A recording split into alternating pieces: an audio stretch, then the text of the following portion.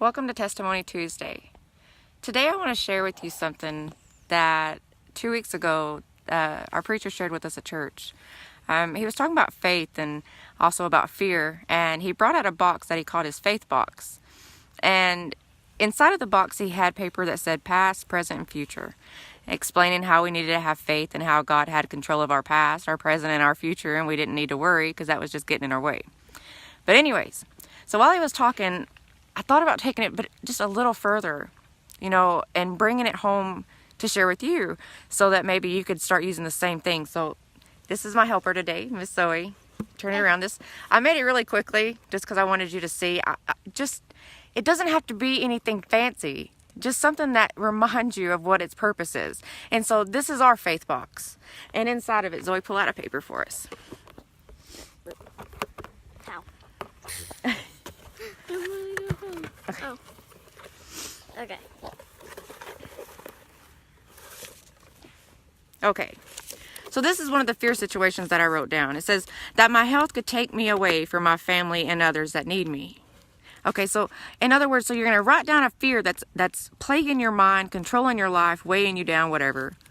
And on the other side, I want you to take the time to apply God's word, which is what I've done here. So the faith side, it says, God walks with those I love just as he walks with me and always has, which means I don't have to worry.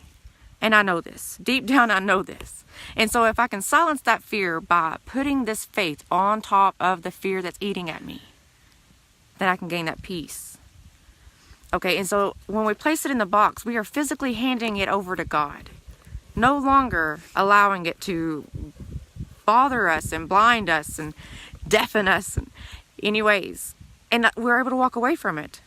And we're able to physically see and feel us walking away from it, which is huge.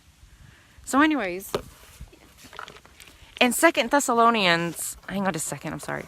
In 2 Thessalonians chapter 3, verse 16, it says, Now may the Lord of peace, himself give you peace at all times and in every way. The Lord be with you, all of you. Which is saying, it don't matter what the situation is that's getting to you. I don't care if it's your love life, your career, your kids, your whatever. He wants to be a part of it. And when you take that fear and that doubt and all those negative emotions that are just telling you that you can't, and hand them to him, he can hand you faith in return. He can hand you his truth in return. But as long as we hold on to that fear, we can't remember, we can't hear, we can't see his truth. And that makes life feel so much heavier. So I encourage you, sit down with your family, sit down with your children, make this box. It's simple. It doesn't matter how big it is. And just have them, even when they're scared about a test, if they're scared about, I don't know, whether or not they're going to win a certain contest, whatever, tell them to put it in God's hands with faith that everything will play out exactly as it's meant to always. It's a great way to teach them. It's a great way for them to physically see that God's got them. They've just got to let go of that need for control and give it to him. And so anyways, today's testimony is over how great it is to know that we ain't doing this on our own. And that when we stop having the need to control and start handing over our fears and our doubts and our worries, we're blessed with greater peace, purpose, and overall okayness with where we're at. I hope you're having a beautiful week. And I ask you from the bottom of my heart, and I know this is kind of random, but being that we offer the ministry to the homeless, it is getting so gold. And I ask that you just take a minute today and pray for those that are not blessed to have the place to sleep, the warmth, the food, the things that we likely go through the day without thinking much of if we have them. Perhaps it's a good way to gain that extra perspective.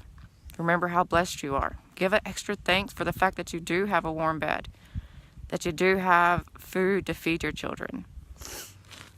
But while you're enjoying those blessings, make sure you pray for those that are struggling to get to them.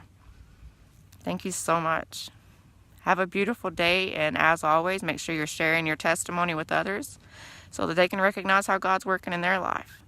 Share the video, make sure you subscribe, and have a beautiful week, everybody. Do you have anything you want to say? Bye. Love and light.